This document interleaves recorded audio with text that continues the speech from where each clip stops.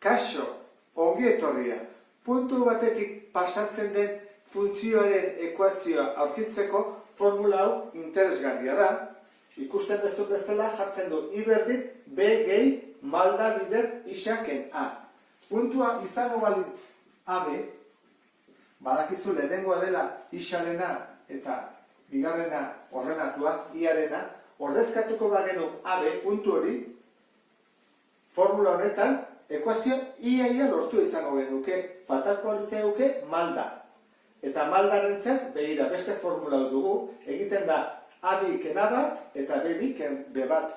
Horrek esan nahi du, ni baldin baditu bi puntuak, A bat, B bat, A2, B2, zer egin beharko genuke?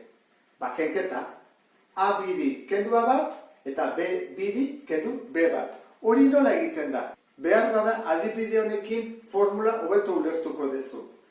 Pentsa ezagun, hau dela, bi bat puntua, eta hau, hiru lau. Eta jakin nahi dugu, bere malda. Malda, hau da, puntuotatik dihona, positiboa. Nola kalkulatuko genuke? Egiten da, isaren balioak kendu egin behar dira. Orduan, bigarrenari, hau da, kendu bat zera lehenengoa, hiruri kendu bi. Eta goian jartzen dira ordenatoren balioak. Lauri kendu bat. Hori izango ditzake malda. Hora kalkulatzen dugu malda, Lauken bat, hiru da, eta hiruken bi bat, horrek esan edu, zuzen honen malda, hiru dela. Adibide honekin malda nola aurkitzen den ulertu duzulakoan, faltazte eguna da bi formula hauek nola aplikatzen diren ikustea. Baina gogoratu baita ere beste formula hori bat dugula eta horregatik noizean hemen hau ere esplikatuko dut ze bi formula hauek pixkat luzeagoa dira eta ahaztutzeko adeskoa dugu. Eta bitartean hau oso simplea da eta gogoratu gaitezke. Erresagoa da gogoratzeko. Orduan, bi adibide horiek egingo ditugu. Lehenengo ariketa irakurriko dut. Malda berdin hiru eta puntua 5-7tik pasatzen den funtzioaren ekuazioa, hori aurkitu behar dugu. Zer erabiliko dugu bietatik, hau ez dugu behar, malda badugulako, esan digute. Puntua dakigu, orduan hau erabiliko dugu. Formula hori jarriko dut hemen, I berdin B gehi malda isakena, eta ni badakit 5 dela A, eta B dela 7, A eta B delako, eta malda nik badakit baita ere dela 3. Ordezkatu egin behar dut, eta ekuazio aurkituko dugu. I berdin B 7 gehi malda 3 isa eta A da 5, oran ke 5. Hau ekuazio simple txiki bada, ez da? Berdin, 7 gehi bidartzen dut, 3 isa bidartzen dut ken 5, orran ze gelditzen zait. Lehenengo jartzen dut, lehenengo mailako gaia, eta gero ondoren, 7 ken 5, -8. Hau izango ditzake, bere ekuazioa. Eta bukatu dugu. Baina horrela egin beharrian, formula bakarrik gogoratzen bazea, zer egin behar da? Jarri dezagun formula hau. I berdin, M isa gehi N. Malda badakigu, 3. Isa, isa da 5, ez da? Isaren balioa. Gehi N ez dakigu, eta I bai 7. Hau izango ditzake 15 gehi N, eta batutzea da bestalda kentzen, -8. Horrek esan nahi du, N dela -8. Ata ezakegu orduan. I berdin, M, badakigula 3 dela, isa, eta gero gehi N, gen 8.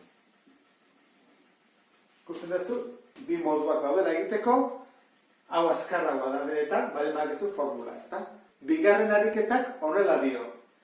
-2 8 eta 3 -7 puntuetatik igarotzen den funtzioa aurkitu.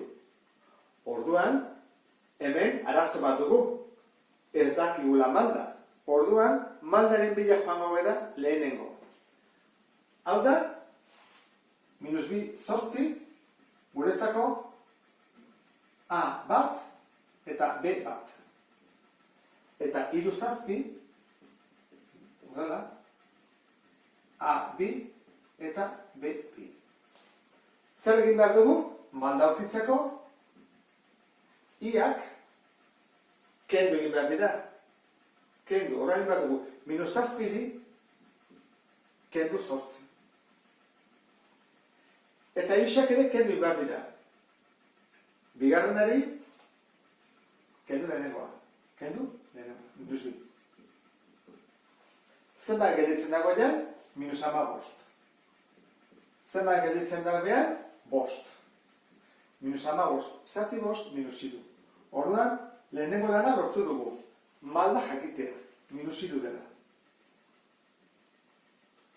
Funtzioa aurkitzeko erabiliko dugu formula hau. Nahi bada, erabili daiteke hau ere bai, ikusi dugun bezala lehen. Orduan, jarriko dut. I berdin, B gehi M isa kena. Formula honetan balioak ordezkatuko ditut. Malda badakitzen baden, minus iru. Parentesia, isa, ken, eta gero dago, I berdin, fatazen zer, A eta B. Erabili dezaket, puntu hau edo hau. Guk nahi duguna. Adibidez, hau erabiliko dugu. Iruditzen bat zaizu, erabili daiteke hau ere bai, berneatako da ekuazioa. Orduan, hasiko gara. Hau zer da, isaren lekua, ez da? Hemen. Minus bi, minusak zer behar du, parentesia. Eta hemen, zortzia. Jarriko dugu orduan. Zortzi, ken, iru bider isa, iru isa. Eta hau da, plus. Orduan, minus iru bider plus bi, minus 6. Bukatzeko, I berdin, lehenengo jarriko dut, minus iru isa, itxura hori emateko. Eta gero, zortzi ken 6, bi. Eta lortu dugu ekuazioa. Honekin bukatzen dugu, beste bat arte, agur.